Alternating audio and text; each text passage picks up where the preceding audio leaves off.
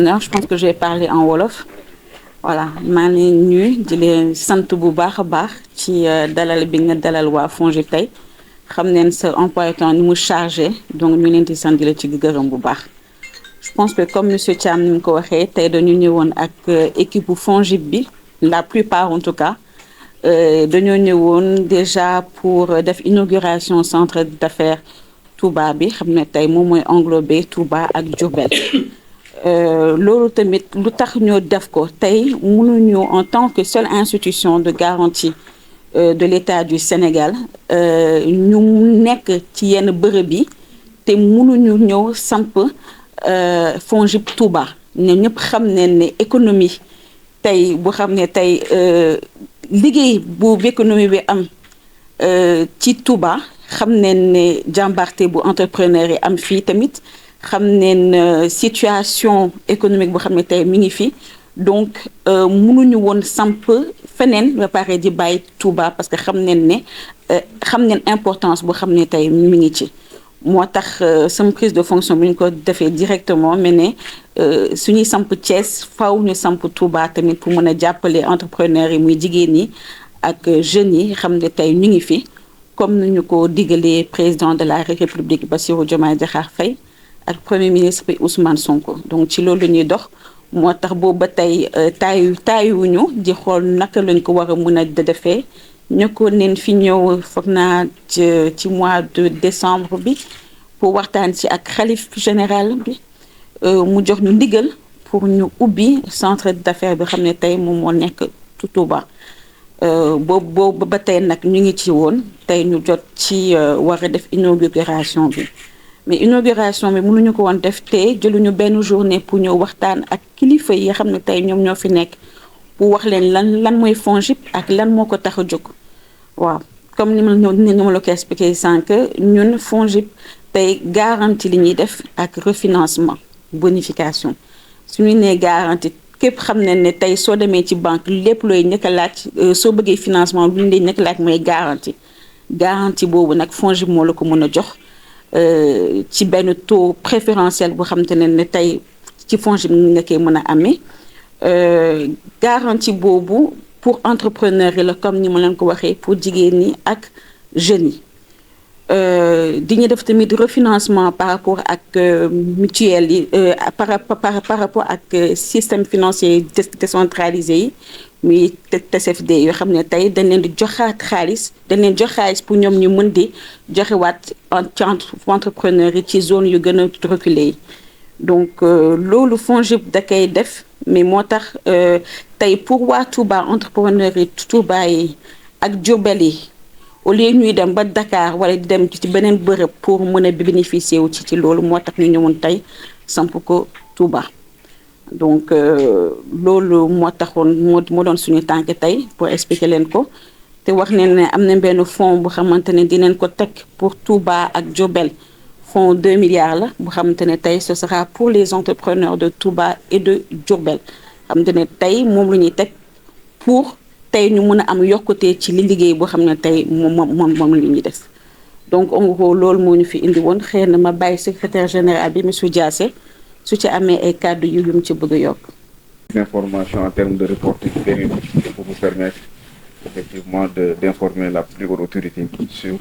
la vie économique de la région. Le FONGIP se veut être un instrument d'appui à la mise en œuvre des politiques publiques, mais surtout également, Madame l'administratrice générale l'a dit, la territorialisation des interventions du FONGIP constitue une priorité. Donc, pour le fond, aussi bien pour le FONGIP, mais également c'est en vue de contribuer effectivement à la mise en œuvre donc de la stratégie nationale de transformation économique. Donc, les équipes sont là à votre disposition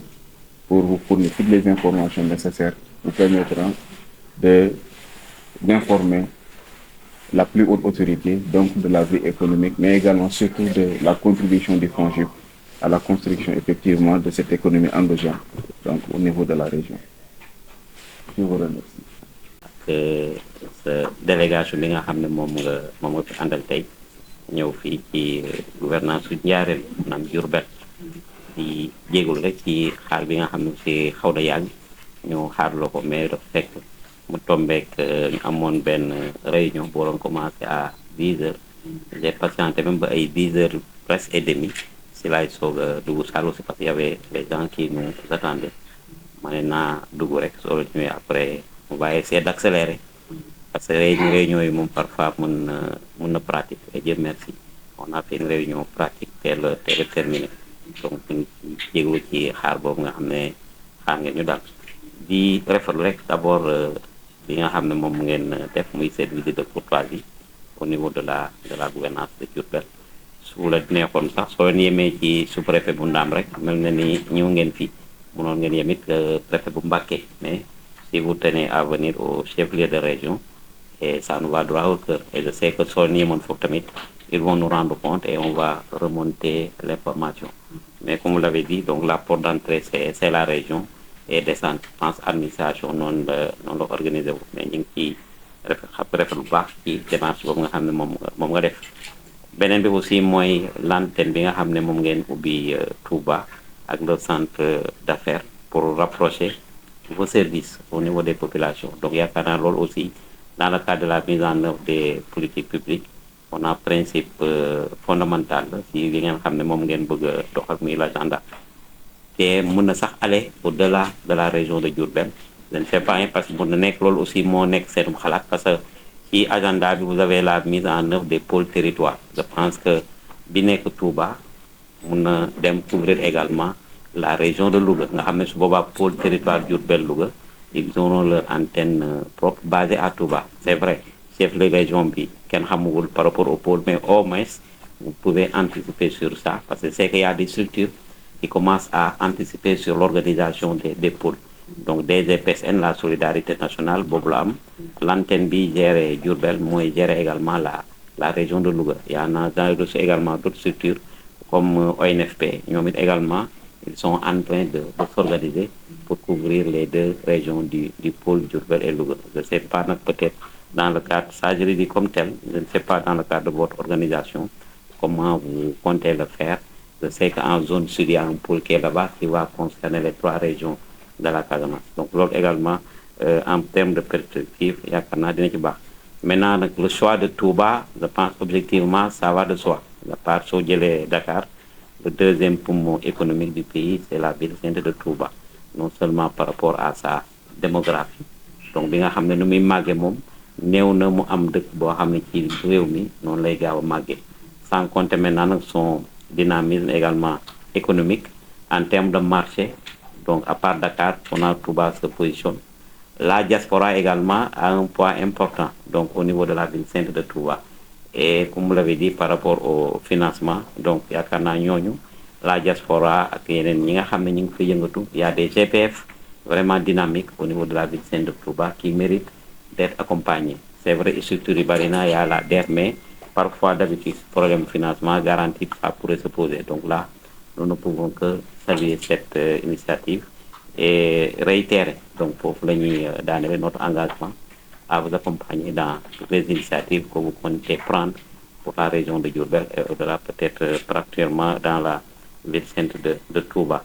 donc il y a des spécificités aussi Touba ak seeni réalité à un moment donné aussi les gens disaient que par rapport aux prêts ça quand même nous pouvons le dire parfois on avait quelques soucis au niveau de la ville sainte de Touba parfois aussi di nga ci gis ñoo xam ne c'est pas de bons payeurs loolu moom amoon na ci ay jamono xaw ma nag mais ça il faudrait une large sensibilisation aussi ça peut être quand même point boo xam ne mën na di jafe-jafe mais quand même faire un bon tri ñi nga xam ne ñoom ngeen di accompagner donc que ce soit des tri objectifs et qui ne sont pas guidés pour d'autres raisons je pense loolu su amul di koy gis foo koy gisee rek c'est parce qu'en amont les critères n'ont pas été respectés mais si les critères sont respectés ce risque-là pourrait être quand même atténué donc loolu mën naa peut-être dans le cadre de votre politique et dans le cadre de la mise en œuvre de vos activités bàyyi ci xel bu baax ndax maanaam ci kanam ndax Touba dafa xaw a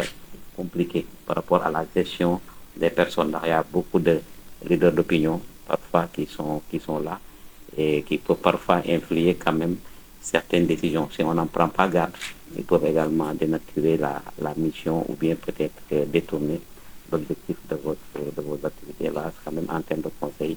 on peut quand même dire cela. Mais en tout cas, on sera là toujours pour vous accompagner à chaque fois que de besoin. Et nous prenons également bonne note par rapport à l'inauguration de demain, Inch'Allah. Maintenant, ça a coïncidé que j'ai une autre activité à Dakar. On est toujours qui Wakaï Magal. Mais j'ai demandé au préfet de Mbacké de nous représenter. Mais s'il n'y était pas cette contrainte de dernière heure, ce sera avec beaucoup de plaisir que je pourrai quand même y participer. Moo tax nañ ko wax it balaa ñuy xëy suba peut-être amoon nañu yéene mais nag dafa tombé ni am beneen activité Dakar on ne pourrait pas aussi rater Inch'Allah. Mais en tout cas, nous souhaitons plein succès dans le cadre de cette inauguration et également que les populations de la région de Diourbel, et vous êtes à Touba, puissent quand même en bénéficier. Ñu bañ a fàtte rek parce que d'habitude les gens le disent lu ñëw ñuy wax Touba fàtte Diourbel ak Bambey mais fexe leen ba peut-être des tentacules mun a ñëw ba Diourbel ak Bambey et également ces groupements là. Je sais que su ma ko waxul tamit xam naa ne les hommes politiques vont le dire donc fexe ceux qui sont à Diourbel et Bambey, je sais qu'ils vont faire le plaidoyer mais nous attend l'administration, nous veillons surtout à ce qu'il y ait quand même pas d'illégalité mais au moins équité dans le cadre également de la mise en œuvre des politiques publiques. Donc c'est vrai, Touba Moum, c'est un cas spécial, mais il faudrait aussi parfois, dans le cadre de la mise en œuvre, penser au département de Diourbel et au département de Bambey également. Donc loolu moom mën nañu ko ci doole rek comme requête Inch'Allah. Et plein succès également à la tête du FONGIP également Inch'Allah. Ñu koy ñaanal baax suñu borom defal ci ndam yaa ak sa équipe bi ngeen àndal. Wax ci xaw na jaxasoo gudd mais yéene bi moom peut-être. baax di am kontante top ci dalal bi ngeen ñu dalal tey FONGIP comme ni ñu ko waxee sànq ñëkkoon neen fi ñëw bi ñuy bëgg di ubbi centre d'affaires bi nekk Touba ñu am ci ndigalu xalif général bi mu ñaanoon ci lool gunge ñu ci lool tamit ñu ko ci sant di ko ci gërëm bu baax a baax. su loolu weesoo ci lu ñu ñëwoon tey parce que dañu ubbi centre d'affaires bu nekk xam ne moo nekk fii Touba comme ni ñu ko waxee woon. FONGIP nag mooy benn ci institution garantie bu xam ne état du Sénégal moo ko fi teg bi ma ñëwee ba tey muy octobre 2024 ci laa jël fonction dama ne territorialisation tey mooy suñu priorité maanaam tey ñu jël suñuy activité yóbbu ko ci biir dëkk yi.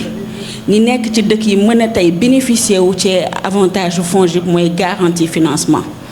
te loolu mënuñu woon wëyal liggéey bi te sampuñu FONGIP Touba ndaxte ñëpp xam nañ ne économie bi ni muy doxee Touba ñëpp xam ne jàmbaarte xale yi ak jeunes yi fii ak seen nangoo liggéey moo tax nag ñu ne mënuñu ko def feneen di tëb Touba ndaxte dafa bokk ci suñuy priorité moo tax tey ñu ñëwoon fii ngir samp fii FONGIP Touba ngir mën a jàppale garantie financement wu xale yi ak jigéen ñi comme ni ñu ko digalee président de la République Bassirou Diomaye Diakhar Faye ak premier ministre Ousmane Sonko. donc ci ndigal boobu nag la ñu ñëwee ngir wëyal liggéey bi fii ngir jigéen ñi fii ak jeunes yi fii mën ci gis seen bopp ndaxte ñun loolu moo ñu tax a jóg ñu am yokkute ci liggéey bu xam ne tey ñoom ñu ngi koy def muy ci wàllu mbay. muy ci commerce muy lépp lu mu mun ci doon xam FONGIP tamit dafa nekkal diaspora bi ci ban côté lañ fi nekkee xam nañ ne bëri na ñu xam ne tey dañoo nekk fii nekk ci diaspora bi fu leen nekkalee mooy dafa am benn fonds bu xam ne dañ ko teg pour yombal leen seen ñibbisi ci biir Sénégal fonds yooyu ñoom mënuñu ko utiliser extérieur Sénégal kese lañ ko mën a utiliser loolu nag dañ ko fi teg pour wan leen ne mën ngeen ñibbisi ndaxte état du Sénégal tegal na leen fi benn fonds bu xam ne bés boo leen ñëwee amul loo leen di ragal dinañ leen gunge dinañ leen taxawu ba ngeen mën a tey jot ci financement yooyu xam ne moo leen di mën a permettre ngeen liggéey donc loolu moo ko tax a jóg. ñu ngi ci secteur prioritaire yépp nag ñun ñu ngi ci agriculture ñu ngi ci pêche ñu ngi ci artisanat ñu ngi ci secteur yépp yu xam ne tey yokkute ci liggéeykaayu sénégalais yi loolu moo ko tax a jóg. donc di sant di gërëm tamit monsieur Talla ñoo xam ne tey moom moo jiite FONGIP Touba xam ne jàppale bi leen di jàppale ñu leen koy dénk pour liggéey bi xam ne tey bëggal neen ko Touba fu ñu bëgg entrepreneur yi yegg ngeen ñu ci jàppale ba xale yi jeunes yi mën a xam ne li ñu teg ni ñoom ñoo ko moom centre d'affaires bi ñu teg Touba nag Diourbel tamit si la bokk donc di leen wax ne état du Sénégal moo leen fi tegal liggéey ak jàppale xale yi ak jigéen yi ñu mën a jëm kanam ci liggéey bi loolu moo ñu tax a jóg di leen ñaan ngeen gunge ñu ci ñaanal ñu ci taxaw ñu ci te waa Touba xam ne nag FONGIP ñun yéen lañ fi nekk fii biir Touba ngir yokkute jigéen ñi ak xale yi pour ñu jëm kanam ñu leen di sant di leen gërëm bu baax a baax a baax jërëjëf. Allaahi taala wa barakaatuhu ñu ngi leen di delloo am nuyoo bu baax a baax di ko teg ci loxol soxna si nga xam ne moo jiite FONGIP ak mboolem délégation bu mag bi nga àndal bépp di leen sant bu baax di leen gërëm ci yéene ju rafet ji nga xam ne am ngeen ko jëmbal ko ci Touba loolu itam mooy dëppoo rek li nga xam li ñuy wax waaqia mooy réalité kon xam gi ngeen xam dëkk bi fi mu toll ci Sénégal ak li fi dëkk ci nit ak li fi nekk ci koom-koom ngeen jóg ngir jàppale leen loolu moom amee nañ leen ci cant ak ngërëm ndax dëkk bi de dëkku Serigne Touba ñaanoon ko boroom ba may ko ko mu waxoon ci biir bayt yi ne wajbu lahal xayra minal jihaati assiti wak fiha anil afati looloo waral lu àdduna xat-xat boo fi dikkee doo ko yëg pàgguteefu Serigne Touba la nee woon na ku fi sam xel indiwuti saw xel dana la fendi yàgg na boo Touba mutul sa fukki kër ba mu koy wax am na lu solution bi daa nettali ku ma sa ñëw ci moom ndax sëñ bi daa bëggoon ku dëkk ci dëkk bi ña fi dëkk daana wax na ku fa dëkk maa la warlu nangam boo gisee ñu fi denc nit ñi yëpp sax lépp waxi sëñ bi la solution bi nee na kooku dafa ñëw moo ko yow ma jógee ci sama dëkk bu tedd ba nu mu def moo ko Mbàkke mu def ko xaw a di see xamu waxee ne ko xanaa ñàkkum ndox mu métti sëriñ bi ne ko loolu de dana jeexe ndox maa ngi nii may seen mu ne ko Mbàkke da xam loolu ku gudd fan loolu du ko fekkee mu ne sëriñ bi ne ku gàtt fan du fekkee dara waaye yàlla def na diir bu gàtt lañ teg mu faatu moo tax waxeen baax kon nag ñu ngi leen di sant bu baax ci ni ngeen ñu ko leerale kii nga yónni woon muy taala ñëwoon na leeral ma ko waaye na ngeen xam ne lépp lu ngeen defal ñi dëkk ci dëkk bi rek Cheikh Mouhamadou Mountakha ngeen ko defal yoonu Mouride yëpp ngeen ko defal Sénégal gépp ngeen ko defal ndax sëriñ bi ay yitteem weesuwut nit ñi nekk ci jàmm nit ñi nekk ci mënatal jàmm yàlla waaye moom bu dee moom ci boppam yittee boppam jàpp naa ne kenn du ko dégg kenn mosu ko ñe leen njëkk mosuñu ko dégg ñii fi nekk itam duñ ko dégg wax naa ko keroog ba fi président Diomaye ñëwee ci yoonu njëkk wa ma ne ko bu àndee dogal bi yàlla da nga fi toog ba juróomi at yi jeex te soxla boppam doo ko dégg ndax loolu dund na ko ci ñoo ko jëkk am na ci loo xam ne nit ñi duñ ko xam kon la si loolu nag ñi fi nekk Sëriñ Tuubaa ñëpp foofu lañ ne Sëriñ Abdou Lahad dafa waxoon président Senghor ne ko lépp lu ma la wax nga xool ko ba ci biir nga gis dara loo xam sama yitte bopp na nga ko bàyyi kon ñoom seen yitte lépp mooy loo defal nit ñi rek ñoom nga ko defal loo defal nit ñi nag faaw ñu sant la ci gërëm la ca kon nag yéene ji ngeen am te dëkk bi commerce rek a fi am kon lu mel nii bokk na ci li gën a dimbale nit ñi ba nekkee lu ci dëkk bi gën a yomb ci ñoom ci fànn yëpp nag ci lu ngeen leen mën a jàppale rek loolu moom lu ngeen ci def rek suñu bisaay leen sant den ci gërëm di leen ci ñaan li tam yàlla defal leen ci ndam mu nekk mubaarakul ibtidaa yi nekk mu doon intihaay tàmbali bi baax lépp baax bu mu jóge baax ndax te lépp di lu jëm ci taalibe yi rek ndax lu ngeen leen defal rek ndax bu soon ku fi ne ku ne ci jàmm ngay nekk ci naataange ngay nekk kon nag yéene ji nga xam ne am ngeen ko ci dëkk bi yëg nañ ko bu baax kon ñu leen ci sant bu baax lii leen ci gërëm asalaamaaleykum wa rahmatullahi taala wa barakatuh